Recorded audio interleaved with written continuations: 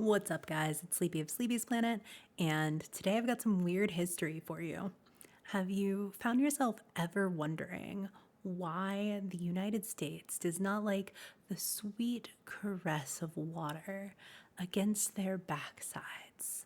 Have you ever wondered why the US has not delighted in the splishy, splishy, splash cleanness that is a bidet? Well, I have, and we're going to find out about it today. I guess I've always just kind of assumed that Americans are afraid of butt stuff and being gay. So, let's see. It's an age-old fact. The United States just loves going to the bathroom. Oh, or what if there's a conspiracy with big toilet paper? What if it's all business? What if there's a conspiracy with big toilet paper? But unlike most other countries, the U.S. is flushing away about 270,000 trees a year, along with their toilet water. But it doesn't have to be this way. The U.S. has the option to follow in the footsteps of Europe, Asia, and its cousin downstairs, South America, by adopting the bidet.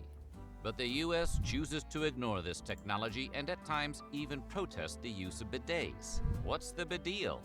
Today, we're going to come clean about all the reasons the United States has refused to embrace the bidet. But before we dive in, make sure you subscribe to the Weird History channel and let us know about what other household items you would like to hear about. For now, let's rinse off some facts. Oh, it's a prostitute situation? Listen, we're not here to yuck anyone's yum. We're here to state the facts. And the fact is, before the mid-20th century, many Americans had never come face-to-face with a bidet, which is not hygienic and not recommended. However, during World War II, many American troops became very familiar with the revolution that is the bidet. The only problem was that the places where you could find bidets were places often associated with illicit activity. Now, we're not talking about Olive Garden, we're talking about brothels. Seems if you knew about bidets, Unrelated. I don't know if this is a hot take. I fucking hate Olive Garden. I've never been able to stand Olive Garden. It's just not my shit. One could assume you were brothel hopping your way across Europe, so they just didn't talk about it. For to admit that you had gazed upon the bidet was to admit you visited the bordellos while serving. Better to just claim you've never even met the bidet. Another reason the bidet had a bad rap stateside was due to its use as a contraceptive. In the pioneer days of the bidet, many believed it could prevent pregnancy. Obviously, that didn't work out too well. The presence of a bidet suggested that the owner of such a device must really love getting it on. Even though no evidence has ever been found that douching nor bidets are good ways to prevent pregnancy, the damage was done and the blemish remained for many years after. Okay. Logically, let's think about this. Did they really think shooting pussy water up your twat was going to give you an abortion? Was that, or did they think that using a bidet to like power wash your puss was like going to somehow clean it out of all the sperm you just got cream pied into your little honey sack? Like, what is this logic? As an early proponent of birth control, Norman Hare stated in 1936 that the presence of a bidet is regarded almost as a symbol of sin. Yeah, sinfully spotless downstairs, maybe.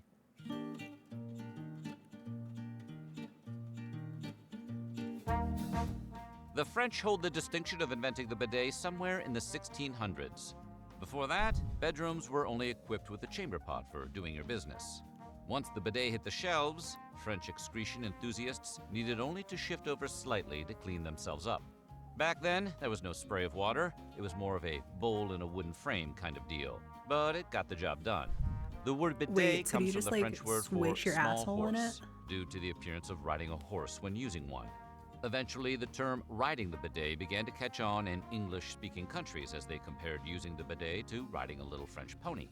Though, don't try to rear up on the hind legs. You gotta trust us on this one.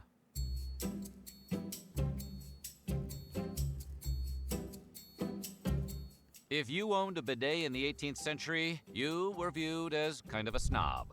In the early days of the bidet, French royals swiftly adopted the cleansing basin. Even Marie Antoinette reportedly had one in her jail cell while awaiting execution.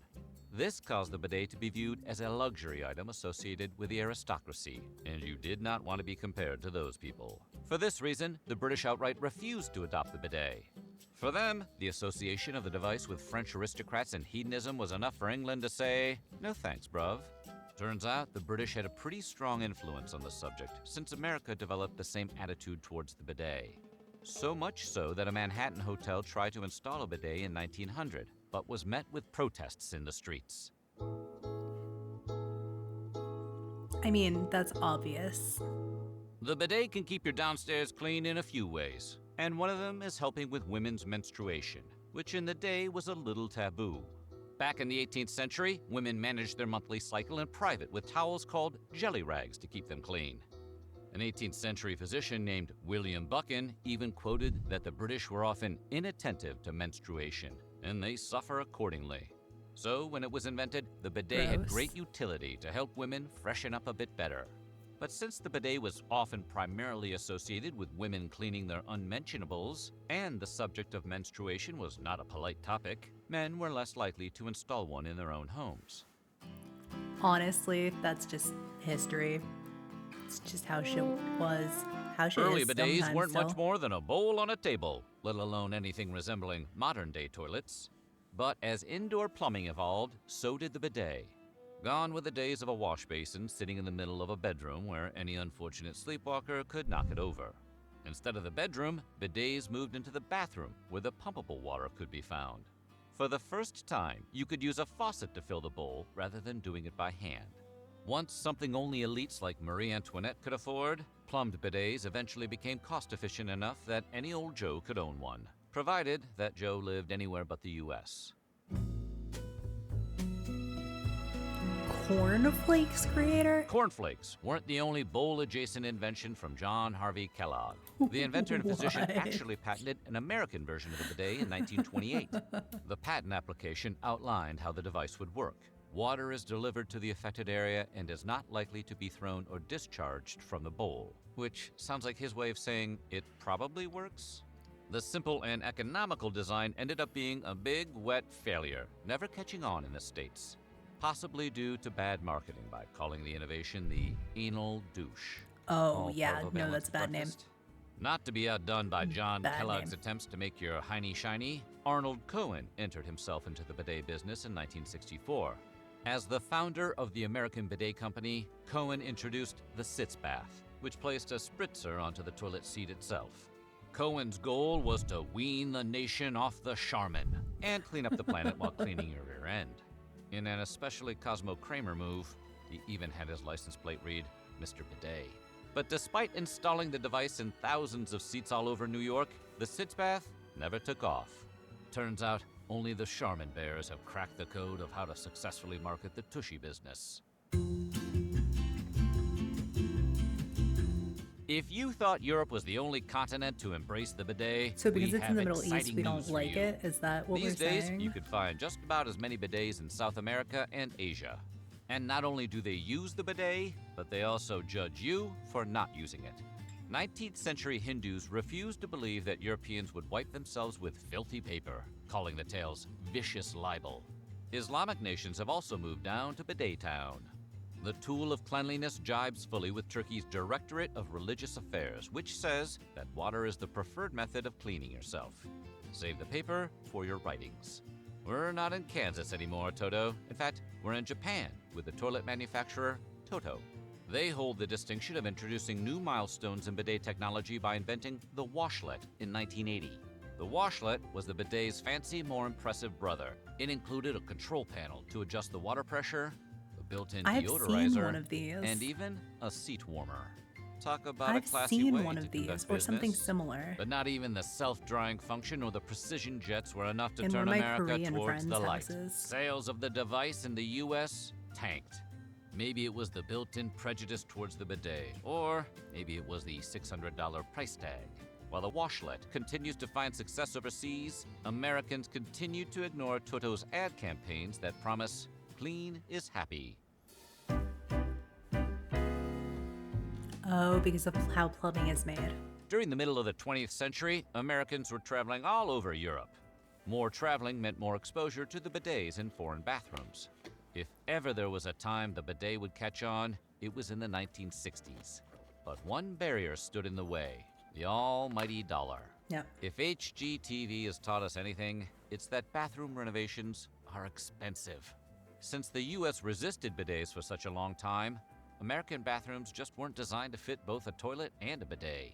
In order to make the room, costly renovations would have to be done, sometimes up to thousands of dollars to accommodate all the new pipes involved.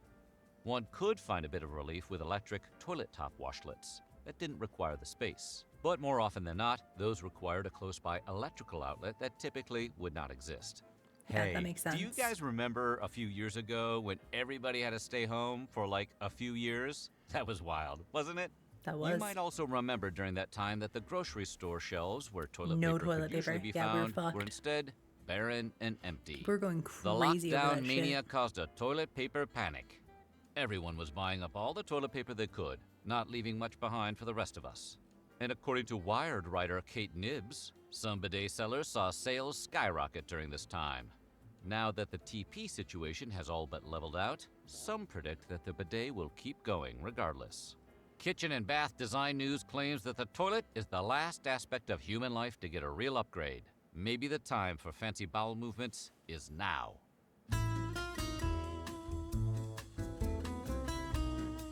Oh yeah, Mr. If Sleepy toilet likes paper is wet killing the wipes. trees, I but can't bidets are fucking too darn stand them. expensive to justify, what's a casual pooper to do? Enter fucking the stand them. affordable alternative: wet wipes.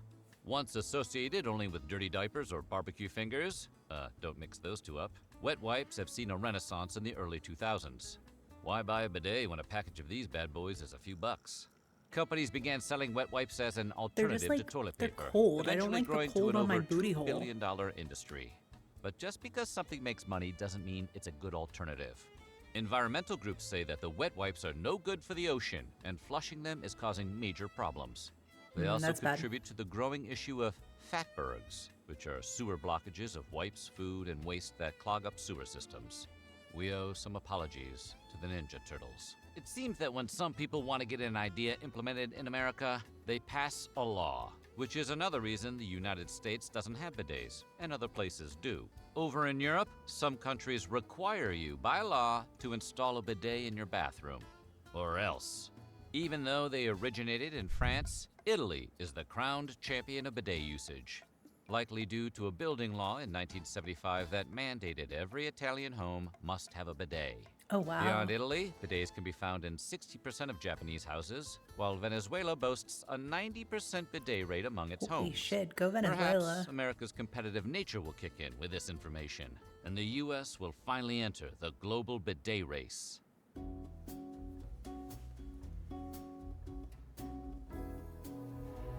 Google Tech titan did. Google transformed its headquarters in 2008 with fancy, high-tech Japanese Toto toilets that were deemed space toilets by TechCrunch. Always Space striving to be the toilets. innovator, Google wanted its employees to be able to experience the glory that is blasting jets, warm dryers, and something called wand cleaning, which we may or may not be able to go into detail about on this YouTube video. But instead of inspiring everyday Americans to go out and buy a bidet of their own, most saw the techie toilets as elitist and pretentious. It seems Americans didn't want something that SFist called ultramodern and terrible. Google's new washroom only served to reinforce the idea that bidets are for the sensitive rear ends of the wealthy, not for the average hardworking tush. So what do you think? Will you Okay, so that was like kind of different than I thought it was going to be, but also like kind of not. It was interesting. I didn't realize the history of bidets and association with prostitution. That was the last thing on my mind. At the forefront of my mind is like, okay, is there business sense to this? Are we in bed with like, it sounds so stupid to say like big toilet paper, but like, are we in bed with big toilet paper? And do we need to keep pushing toilet paper for some strange reason? And then secondary, I was like, oh, well, you know, butt stuff is gay, right? For the record, as Twitch's first and foremost pegging enthusiast, BUTTSTUFF is not gay. But that's how people associate it. And so my thought process was like, okay, those are gonna be the two big problems, but those actually weren't the biggest issues. Also, I didn't think about it, but the electronics issue makes a lot of sense. Like, a lot of bathrooms are just not made for that. They're not set up for that. I'm really into these weird history videos, so I'm gonna be watching them. If you have any recommendations for any of the ones that I should watch, just put them in the comments, and maybe I'll check them out. But if you like this content, like, subscribe. Yeah, videos when I feel like it. Peace.